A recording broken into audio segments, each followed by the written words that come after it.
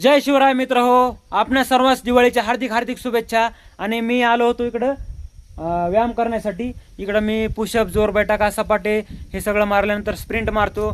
त्यानंतर marshal art, gymnastic, कॅलेस्थॅनिक, म्हणजे मी ना 4-5 फील्डवर प्रॅक्टिस करत आहे. त्यामध्ये योगा, कॅलेस्थॅनिक, मार्शल आर्ट, जिम्नॅस्टिक.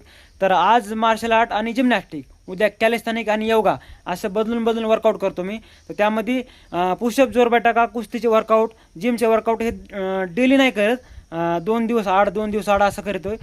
तर त्यामुळंच माझी का नाही एवढी खतरनाक बॉडी नाही. आणि बरेचसे मित्र मला कन्फ्यूज आहेत की एवढा सगळा व्यायाम आहे पण जी बॉडी एवढी का दिसत नाही. तर त्याचं कारण हे आहे की माझ्या आहारामध्ये मी 3 टाईम भाजी भाकरच खातोय. मी तुम्हाला सांगतोय की हरभरे खा, मूग खा, ह्याच्यामध्ये प्रोटीन आहे. पण ते प्रोटीनयुक्त पदार्थ असूनही मी ते आहार पूर्णपणे घेऊ शकत नाही, कारण की माझ्यापाशी तेवढा वेळच नाही. मी हरभरे भिजू घालतोय, पण ते सातळ बनवून खातोय, कधी भाजी बनवून खातोय.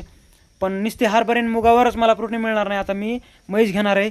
म्हशीचं दूध, दही, पनीर हे सगळ्या आहारामध्ये असल्यानंतर मी वेट ट्रेनिंग पण जास्त करणार आणि आहार पण चांगला घेणार. तेव्हा माझी एक चांगली बॉडी बनलेली असेल. कारण की मला खूप दिवसापासून माझं स्वप्न आहे की भारतातल्या टॉप लेवलच्या पैलवान किंवा बॉडी बिल्डरासारखी बॉडी बनवायची. मग त्यानंतर फायदा होऊ नाही तर नाही होऊ, पण आपलं शरीर तसं झालं पाहिजे, हे माझं स्वप्न आहे. तर भेटूया आपण पुढील व्हिडिओमध्ये. आपणा सर्वात दिवाळीच्या हार्दिक हार्दिक शुभेच्छा.